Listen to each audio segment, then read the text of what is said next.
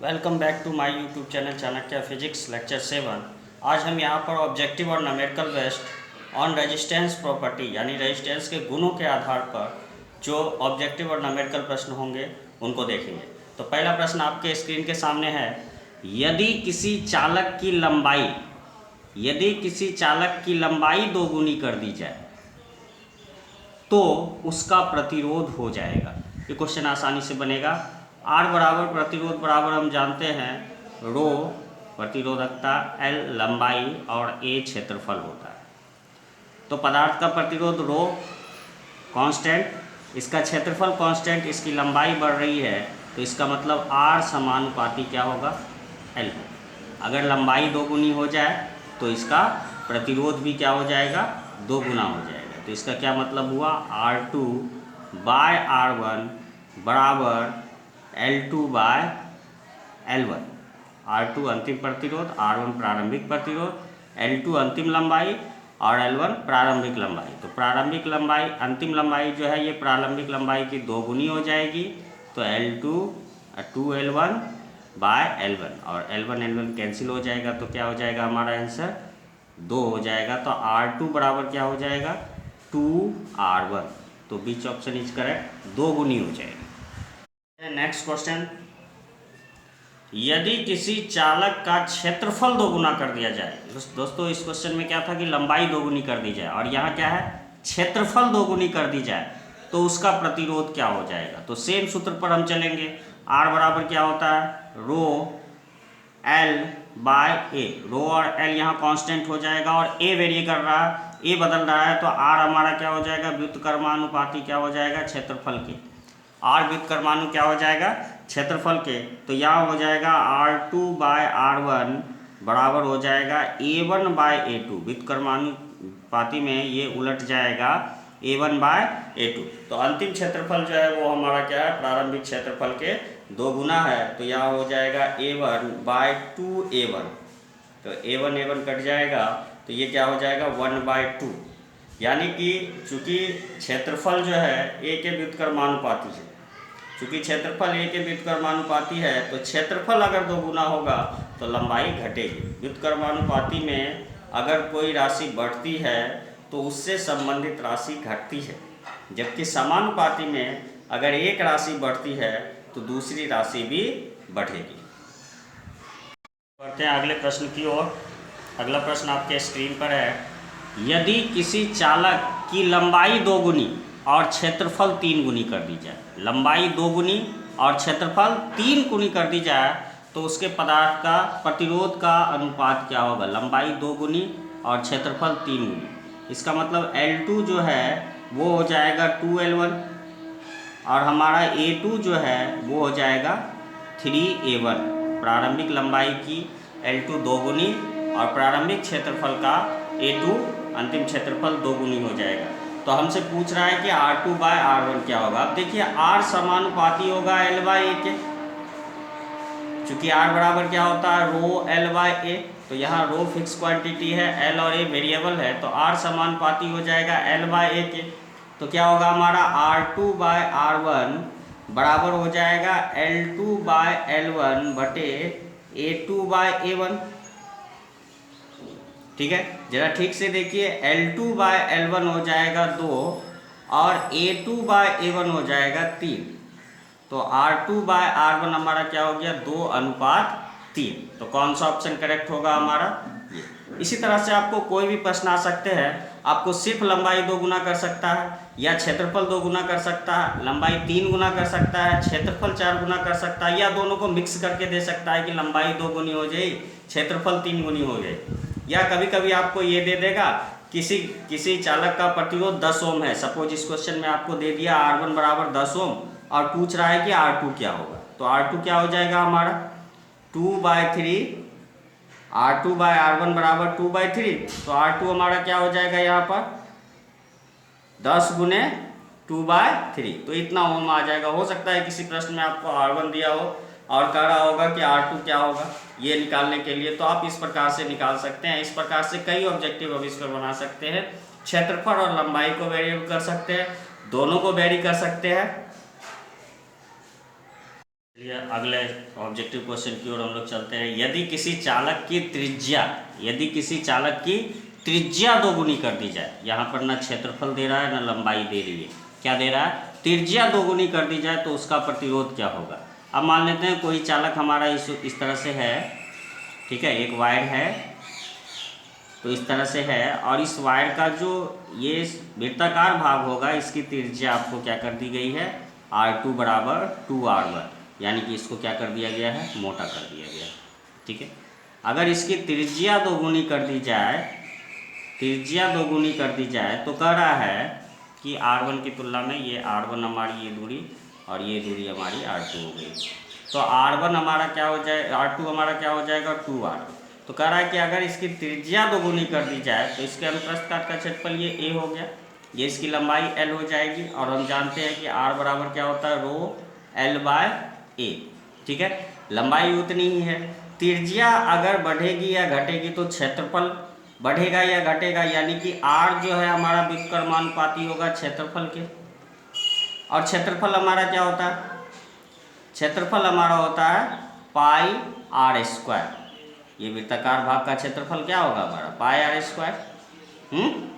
तो पाई तो हमारा कांस्टेंट ही है, तो यहाँ पर प्रतिरोध जो है क्या हो जाएगा, R² के व्युत्क्रमानुपाती। इसका मतलब R अगर 2 गुना होगा तो प्रतिरोध क्या हो जाएगा, 2 का स्क्वायर 4, 1/4 गुना हो जाएगा। हाँ, तो अगर इसकी त्रिज्या दोगुनी कर दी जाए तो इसका प्रतिरोध क्या हो जाएगा, 1/4 हो जाएगा। जबकि अगर इसका क्षेत्रफल दोगुना कर दिया जाए तो इसका प्रतिरोध क्या हो जाता है, आधा हो जाता है। त्रिज्या दोगुना करने पर इसका प्रतिरोध 1/4 हो जाएगा। त्रिज्या को अगर 3 गुना करेंगे तो प्रतिरोध 3 का स्क्वायर यानी 1/9 गुना हो जाएगा। त्रिज्या को अगर 4 गुना कर दे तो प्रतिरोध 1/16 गुना हो जाएगा। तो इस प्रकार से इस प्रश्न को हल करेंगे। क्वेश्चन में आएगा कि यदि इसकी लंबाई, इसका त्रिज्या 2 गुना कर दिया जाए तो इसका प्रतिरोध क्या होगा, तो 1/4। अगर 3 गुना हो जाएगा तो 1/9 गुना हो जाएगा, अगर 4 गुना हो गया तो 1/16 गुना आ जाएगा। कभी कभी क्वेश्चन में ये आता है कि इसकी लंबाई जो है वो आधी कर दी गई, लंबाई आधी कर दी गई, और इसका क्षेत्रफल जो है L2 बराबर L1/2, और क्षेत्रफल जो है वो 2 गुना कर दिया गया है। लंबाई आधी और क्षेत्रफल 2 गुना कर दिया गया है, तो बताइए कि इसका प्रतिरोध क्या हो जाएगा। तो R2/R1 बराबर L/A, चूँकि दोनों वेरिएबल हो रहा है तो यहाँ L2/L1 हो जाएगा बटे A2/A1। तो L2/L1 अगर हम निकालेंगे तो लंबाई इसकी आधी कर दी गई है, और इसका क्षेत्रफल जो है A2/A1 ये 2 गुना कर दिया गया है, तो क्या हो जाएगा, 1/4 हो जाएगा, 1/4 हो जाएगा। तो अगर हम देखते हैं से हम देखेंगे कि यदि लंबाई आधी और क्षेत्रफल 2 गुना कर दिया जाए तो इसका प्रतिरोध 1/4 गुना हो जाएगा। यदि लंबाई 2 गुनी और क्षेत्रफल ये भी 2 गुना कर दिया जाए तब बताइए इसका प्रतिरोध क्या हो जाएगा, R2/R1 दोनों तो कट जाएगा तो 1 हो जाएगा। यदि लंबाई 2 गुनी और इसकी त्रिज्या भी 2 गुनी कर दी जाए, देखिए क्वेश्चन कैसे कैसे बदल रहा है।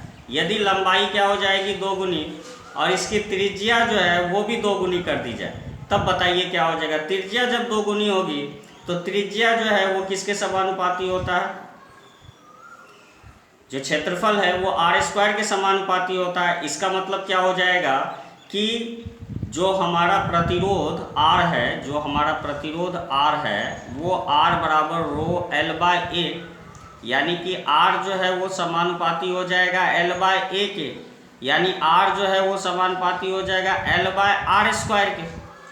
हाँ, तो यहाँ से अगर हम R2/R1 देखते हैं, R2/R1 सपोज इस प्रश्न में हम देखते हैं R2/R1, तो ये क्या हो जाएगा L2/R2 का L2/L1 बटे R2 का स्क्वायर बटे R1 का स्क्वायर। तो अगर लंबाई 2 गुनी कर दी जाए तो L2/L1 हो गया 2, और अगर त्रिज्या 2 गुनी कर दी जाए तो R2/R1 हो गया 2, तो 2 का स्क्वायर हो जाएगा ये, तो 1 कट जाएगा इसमें, तो कितना बच जाएगा 1/2 बच जाएगा। तो अगर उसकी लंबाई 2 गुनी कर दी जाए और त्रिज्या भी 2 गुनी कर दी जाए तो तो उसके प्रतिरोधों का अनुपात क्या हो जाएगा, 1/2 हो जाएगा। तो हम समझते हैं कि आपको ये समझ में आ रहा होगा। इस प्रकार के जो भी क्वेश्चन होंगे उसको डायरेक्टली आप इस सूत्र पर देखिएगा कि कौन सा वेरिएबल है, एल वेरी कर रहा है, ए वेरी कर रहा है या आर वेरी कर रहा है, तो आप आसानी से बना सकते हैं। कभी कभी आपको यह भी आएगा कि इसका व्यास 2 गुना कर दिया जाए। अब ध्यान से देखिए कि जो हमारा डी होता है वो क्या होता है, r/2 होता है। डी होता है वो r/2 होता है। तो अगर क्षेत्रफल r² के समानुपाती है तो क्षेत्रफल हमारा d² के भी समानुपाती होगा। तो अगर इसका व्यास भी 2 गुना कर दिया जाए तो भी इस पर कोई विशेष फर्क नहीं पड़ेगा, यानी कि r हमारा जो समानुपाती हो जाएगा l/d² के भी समानुपाती हो। तो अगर व्यास हमारा बदल रहा है तो हमारा प्रतिरोध भी बदलेगा, बिल्कुल वैसे ही जैसे त्रिज्या बदल रही थी। ये अगला प्रश्न आपके स्क्रीन पर है, किसी तार को खींचकर उसकी लंबाई 2 गुनी कर दी जाए। किसी तार को खींचकर उसकी लंबाई 2 गुनी कर दी जाए तो उसका प्रतिरोध हो जाएगा। यहाँ पर देखिए पिछले प्रश्न में क्या था कि तार की लंबाई बढ़ा दी जाती थी। इस क्वेश्चन में क्या है कि तार को हम लोग क्या करते हैं, खींच के लंबा कर लेते हैं। यानी कि प्रारंभिक लंबाई अगर इसकी L1 है तो अंतिम लंबाई L2 जो होगी वो 2L1 हो जाएगी। हाँ, अब एक चीज़ और देखिए कि अगर हम कार को खींच के लंबा करते हैं तो इसका जो क्रॉस सेक्शन है यानी क्षेत्रफल है वो पतला हो जाएगा। इसका क्रॉस सेक्शन जो है वो क्षेत्रफल हमारा पतला हो जाएगा। तो मान लेते हैं प्रारंभिक क्षेत्रफल था इसका A1, ठीक है, और खींचने के बाद ये पतला हो गया यानी कि A2 हो गया। तो A2 जो है वो हमारा क्या होगा, छोटा होगा A1 से, क्योंकि खींचे हैं तो ये और पतला होगा। तो A2 हमारा क्या हो जाएगा, छोटा हो जाएगा A1 से। लेकिन यहाँ पर एक बात और ध्यान देने योग्य है कि अगर हम तार को खींचते हैं या पिघलाते हैं या संकुचित करते हैं तो तार का कौन सा फिजिकल क्वांटिटी अपरिवर्तित रहेगा। तो इसमें जो फिजिकल क्वांटिटी अपरिवर्तित होगा वो होगा आयतन। इसका प्रारंभिक आयतन और अंतिम आयतन दोनों क्या होंगे, बराबर होंगे। यानी V1 बराबर क्या हो जाएगा, V2। प्रारंभिक आयतन कैसे निकालेंगे, तो प्रारंभिक क्षेत्रफल इंटू प्रारंभिक लंबाई, यानी ये हो जाएगा A1 L1 और ये क्या हो जाएगा अंतिम क्षेत्रफल इंटू अंतिम लंबाई A2 L2। इसका मतलब यहाँ पर अगर हम L2/L1 निकालते हैं तो ये हमारा हो जाएगा A1/A2। A1/A2 बराबर क्या हो जाएगा L2/L1 और L2/L1 हमारा कितना है, 2। L2/L1 हमारा क्या आ गया, 2 आ गया। तो ध्यान दीजिएगा यदि किसी तार को खींच के हम लंबा करते हैं तो ऐसी लंबाई बढ़ाने के क्रम में इसका क्षेत्रफल भी परिवर्तित होता है और क्षेत्रफल लंबाई बढ़ेगा तो क्षेत्रफल निश्चित है उसका क्रॉस सेक्शन का क्षेत्रफल घटेगा क्योंकि आयतन अपरिवर्तित रहता है। ठीक है, अब इसको प्रतिरोध से हम जोड़ते हैं तो R बराबर हमारे पास सूत्र क्या है, ρL/A, यानी कि R समानुपाती हो जाएगा क्या L/A के। इसका मतलब R2/R1 जो होगा वो हमारा हो जाएगा L2/L1 डिवाइड बाय A2/A1, यही होगा। तो L2/L1 हमारा 2 है और A1/A2 2 है, तो A2/A1 क्या हो जाएगा, 1/2 हो जाएगा। तो ये क्या हो जाएगा, 2 ऊपर जाएगा तो 2 दूना 4/1 यानी कि 4 हो जाएगा। तो निम्न ऑप्शन में से कौन सा ऑप्शन करेक्ट है, 4 गुना, ये करेक्ट हो जाएगा। ठीक है, तो इस प्रकार से यदि किसी तार को खींच के उसकी लंबाई 2 गुनी कर दी गई है तो उसका प्रतिरोध हो जाएगा 4 गुना। यहाँ ध्यान दीजिएगा अगर उसको खींच के लंबा किया गया है तो उसका आयतन अपरिवर्तित होगा। यहाँ आपको क्षेत्रफल नहीं दिया रहेगा लेकिन क्षेत्रफल में रिलेशन आपको निकाल लेना है। अगर ये 3 गुनी कर दी जाती तो A1/A2 बराबर हो जाता 3, ठीक है, और L2/L1 हो जाता, ये भी 3 हो जाता। अगर 4 गुनी कर दी जाती तो जैसे ही इसकी लंबाई 2 गुनी कर दी जाए तो इसका प्रतिरोध सिर्फ उसका स्क्वायर हो जाएगा। अगर 2 गुना हो रहा है तो 2 गुने 2 4 स्क्वायर 4 और 3 है तो 3 गुने 3 9 गुना हो जाएगा। मतलब सीधे देख के बनाना है कि अगर लंबाई 3 गुनी हो जाए तो उसका प्रतिरोध 9 गुना हो जाएगा। अगर लंबाई 4 गुनी खींच के लंबाई 4 गुनी कर दी जाती है तो उसका प्रतिरोध 16 गुना बढ़ जाएगा। तो इस प्रकार से इस प्रश्न का उत्तर हम बनाएंगे कि लंबाई यदि हम बढ़ाते हैं, लंबाई यदि हम खींच के बढ़ाते हैं तो उसका आयतन अपरिवर्तित रहेगा, और आयतन अपरिवर्तित रहेगा तो इसका मतलब उसका क्षेत्रफल का अनुपात भी एक नियत राशि आ जाएगी। चलिए अगला क्वेश्चन आपके स्क्रीन पर है। किसी तार को खींचकर पतला करने के क्रम में उसका व्यास प्रारंभिक व्यास का आधा हो जाता है तो तार का परिणामी प्रतिरोध क्या होगा।